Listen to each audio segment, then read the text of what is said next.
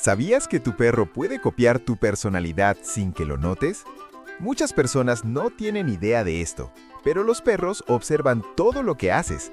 Si eres tranquilo, tu perro suele relajarse contigo. Si eres nervioso, él también se tensa. Estudios muestran que imitan emociones humanas, especialmente el estrés y la calma. Tu tono de voz, tus rutinas y hasta tu energía los afectan. Para ellos, eres su ejemplo diario. Así que la pregunta es simple: ¿tu perro se parece a ti?